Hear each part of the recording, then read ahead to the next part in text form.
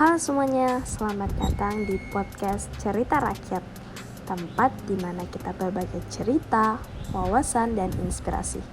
Saya Olinda Marisa, bersama rekan saya Miss Bawana Syahri, Rizka, dan juga Putri Handayani. Dan di kesempatan kali ini, kita akan membahas tentang cerita rakyat, yaitu Ikatan Kerajaan Bone dan Kerajaan Goa.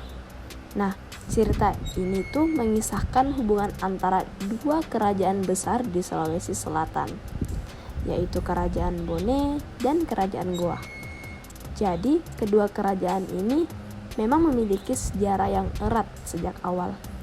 Ungkapan bahwa semua orang tahu cerita ini itu menunjukkan bahwa kisah tersebut dianggap nyata, bukan sekedar cerita rakyat, tetapi sesuatu yang benar-benar terjadi dan diketahui oleh kedua kelompok, baik masyarakat Bugis maupun Makassar. Baiklah, langsung saja tanpa berlama-lama lagi, mari kita mulai.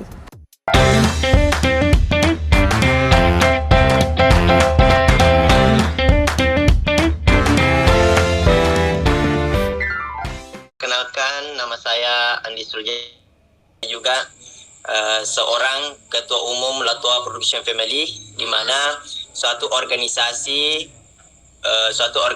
yang menggali dan mempertahankan adat dan budaya Bugis sedunia. Ya. Wah, hebat sekali ya, Kak. Oke. Oh, yes. Bagaimana asal-usul cerita rakyat ini dan dari mana pertama kali muncul di daerah Kakak? Sebenarnya cerita rakyat ini merupakan cerita yang sebenarnya sudah beredar di mana-mana, baik itu pada masyarakat Goa yang mengetahui memang hal itu, maupun masyarakat yang ada di Bugis, di Bone, Sopeng, Wajo, dan lain-lainnya dimanapun berada. Sebenarnya cerita ini antara hubungan dua kerajaan besar yang ada di Sulawesi Selatan, yaitu Kerajaan Bone dan Kerajaan Kerajaan Goa Talo. Ini merupakan dua kerajaan yang memang pada awalnya begitu, istilahnya kita semua tahulah kisah ini, tahu cerita ini, dan ini memang betul-betul apa adanya. Istilahnya bukan hanya sekedar cerita rakyat, tapi ini betul adanya dan diketahui oleh dua golongan ini, baik itu Bugis maupun suku Makassar. Dan yang kedua itu, siapa saja tokoh utama dalam cerita rakyat ini dan bagaimana karakter atau kepribadian mereka digambarkan?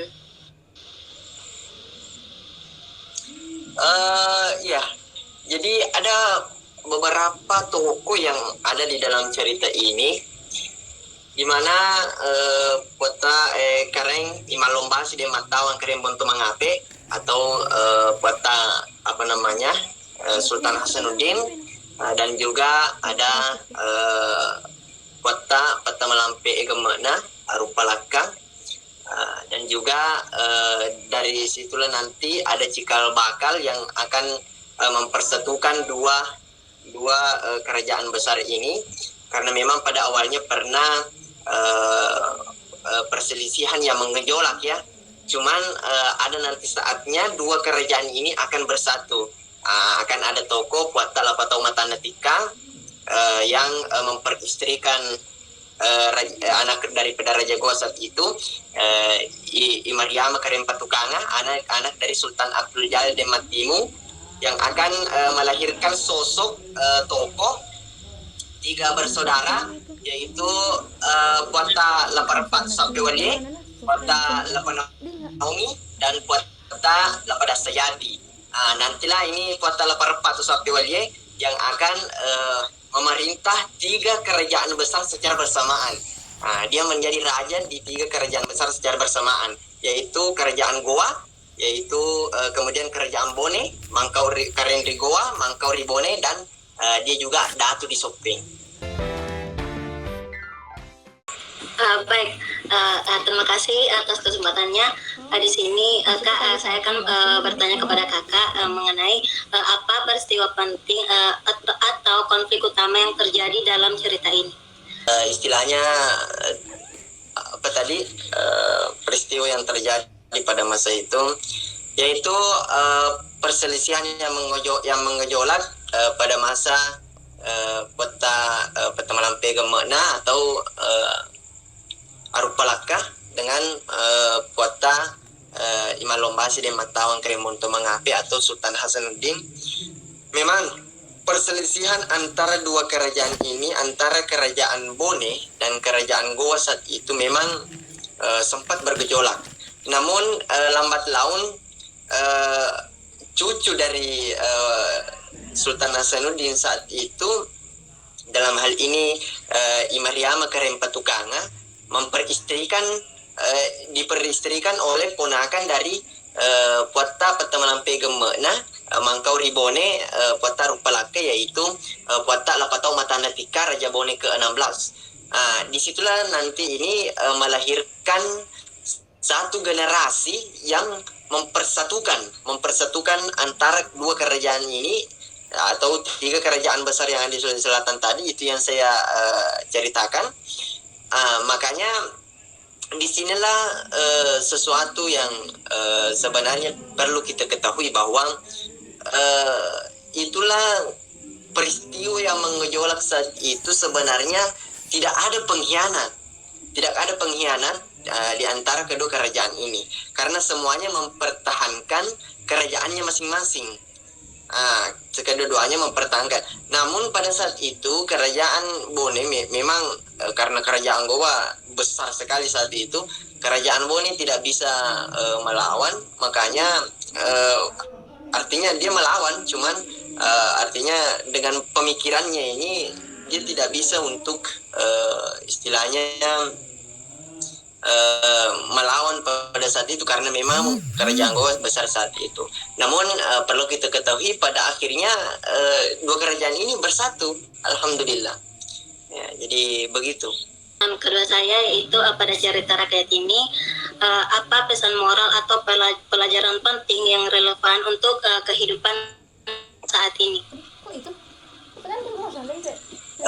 Pelajaran penting atau kehidupan moral yang dapat kita ambil dari ini adalah bagaimana caranya kita ini para generasi, bagaimana caranya kita, walaupun ada sedikit perselisihan di antara generasi sekarang ini, bagaimana caranya kita bisa bersatu kembali begitu, dan tidak ada artinya menyalahkan di antara kedua belah pihak ini.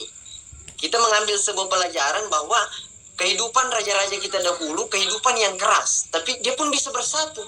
Kenapa kehidupan kita sekarang ini yang notabene-nya kita dipimpin oleh satu gubernur Sulawesi Selatan, bahwa kita dalam satu rumpun Sulawesi Selatan ini, kenapa kita tidak bisa bersatu? Dulu itu kan memang bukan istilahnya dipimpin oleh satu pimpinan tertinggi di provinsi itu, bukan bercerita provinsi, tapi dulu kan memang bercerita kerajaan. Memang walaupun dia tidak terpisah, artinya walaupun dia terpisah, tapi dia mampu bersatu kembali.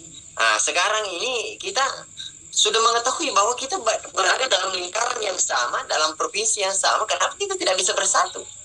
Makanya kita harus tetap mempertahankan persatuan dan kesatuan di antara kita, supaya bagaimana provinsi kita maupun negara kita akan menjadi negara yang besar. Baik, pertanyaan pertama itu Kak, bagaimana peran alam, lingkungan atau makhluk mitos dalam cerita rakyat ini? Sebenarnya di dalam kisah ini tentang mitos-mitos yang ada di dalam kisah ini sebenarnya tidak ada mitos-mitos.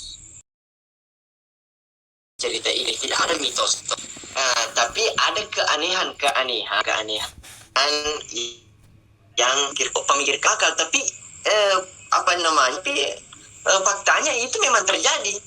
Seperti ada di Bone itu, sewaktu Puata Rupalaka mau pindah ke Buton, itu ada napak tilasnya, yaitu kakinya dia sentak waktu dia bersumpah kepada di depan prajurit, waktu dia mau pindah ke Buton, dia sentakkan kakinya, Kemudian dia mengatakan pada saat itu istilahnya dia mau membebaskan rakyat Bone saat itu, disentakkan kakinya, maka ada sampai sekarang jejak kaki itu masih ada. Dan anehnya lagi, itu ada di pinggir laut ketika air pasang naik, kadang itu istilahnya napak tilasnya itu yang ada bentuk kakinya itu ketika air pasang, naik air di situ full air laut ya, tapi ketika air sudah surut kan ada air tergenang ketika ada lubang-lubang. Di situ akan ada air yang tinggal, namun anehnya itu tidak asin. Itulah karena memang notabene-nya kan kita ini sebenarnya orang tua kita terdahulu kan memang artinya bukan orang biasa seperti kita ini. Begitu.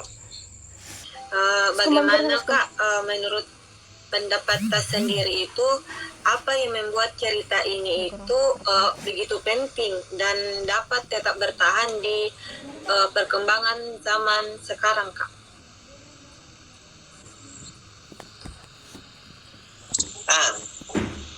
Kenapa cerita ini sangat penting?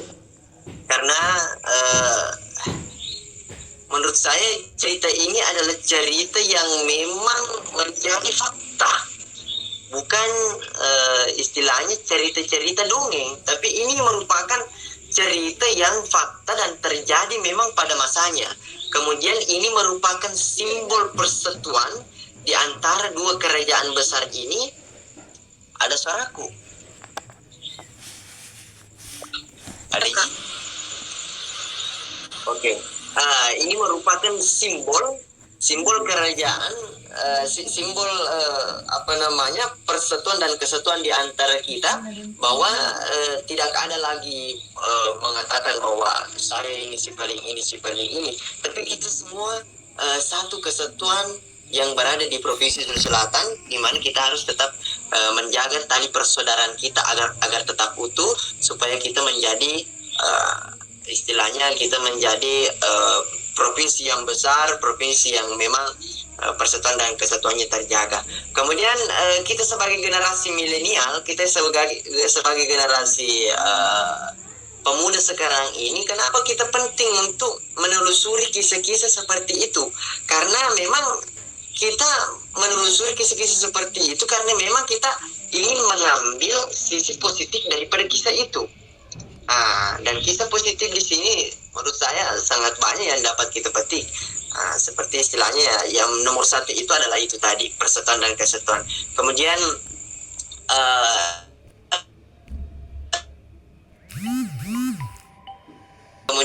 dua kerajaan yang besar itu tadi yang sempat berselisih tapi pada akhirnya bersatu. Makanya sekarang ini milik saya, ini milik suku saya, ini milik suku saya, ini milik suku saya.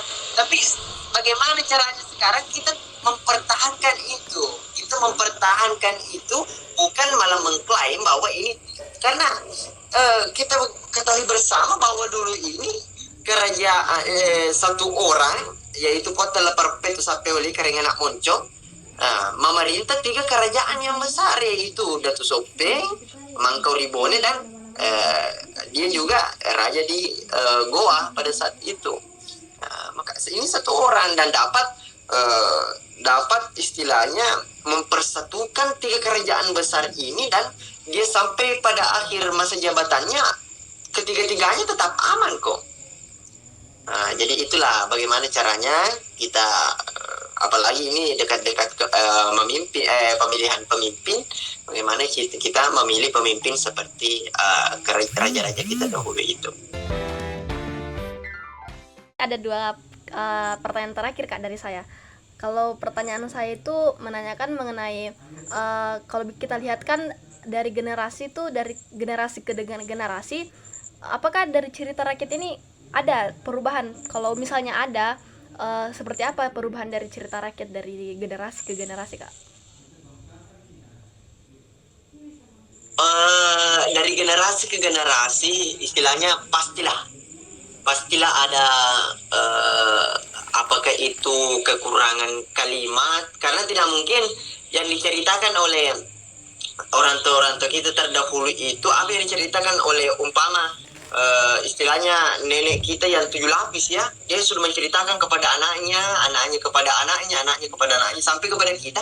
Tidak mungkin istilahnya betul-betul fix yang diceritakan oleh nenek kita yang dahulu itu sampai kepada kita ini dengan bahasa yang sama begitu ya. Makanya tapi perlu kita ketahui bersama, walaupun istilahnya ini hanya perbedaan kalimat-kalimat, cuman perlu kita ketahui bersama bahwa sebenarnya tujuan daripada cerita itu sama, yaitu bagaimana caranya dia memberikan pesan moral kepada kita sebagai generasi muda bahwa leluhurmu dulu itu begini, leluhurmu dulu itu begini, ya begitu. Baik Kak, kalau pertanyaan saya yang terakhir itu bagaimana pandangannya Kakak itu untuk melestarikan cerita rakyat ini, karena di era yang modernisasi ini biasanya kan kita menganggap bahwa modernisasi kayak makin kesamaan itu sudah banyak yang tidak minat dengan cerita rakyat lah atau cerita-cerita orang-orang dulu. Jadi bagaimana upayanya Kakak ini agar cerita rakyat ini dapat dilestarikan di era yang sekarang ini Kak? Bagaimana caranya kita ini generasi muda memberikan artinya dalam bahasa Bugis atau Makassar itu siri, artinya rasa malu. Bagaimana kita generasi sekarang ini mempunyai rasa malu? Masa perjuangan daripada leluhur kita hanya leluhur kita yang berjuang pada saat itu, baru kisah-kisah dari perjuangannya itu hanya sampai kepada orang tua kita. Kita tidak ada yang mengetahui kisah itu. Kita harus malu dong. Leluhur kita yang berjuang, masa kita hanya dituntut untuk mengetahui apa perjuangannya dulu itu, jasa-jasanya dulu itu, masa kita tidak bisa melakukan hal itu? Betul. Dan kita tidak dituntut untuk berperang. Kita tidak dituntut untuk berperang. Kita hanya dituntut untuk mengingat.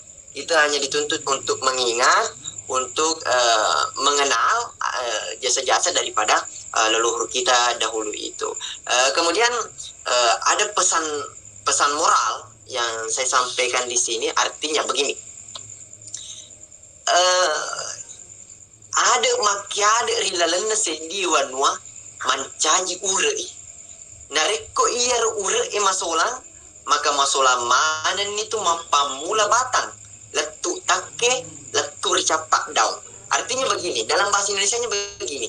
Adat dan istiadat itu, artinya adat istiadat yang diperjuangkan oleh leluhur kita itu menjadi sebuah akar di dalam suatu daerah. Ketika akar itu rusak, maka akan rusak semuanya, mulai daripada batangnya, tangkai-tangkainya, sampai daunannya. Makanya, dan itu kita tidak mau. Kita tidak mau itu terjadi. Yang kita mau adalah bagaimana caranya tempat tinggal kita, di mana kita dilahirkan, artinya tempat tinggal kita di mana kita dilahirkan, kampung kita. Oli handphone di charger dulu ya, dan ada yang bisa dilihat nanti oleh anak cucu kita nantinya. Gitu. Baik, luar biasa sekali ya Kak cerita dari ikatan antara kerajaan Goa dan kerajaan Bone ini. Banyak sekali pesan-pesan yang dapat kita petik atau kesadaran diri dari setiap generasi untuk melestarikan ini cerita Kak. Baik, saya ucapkan banyak terima kasih kepada Kak Andi Sul karena sudah meluangkan waktunya yang sangat lama terkait dengan wawancara kita.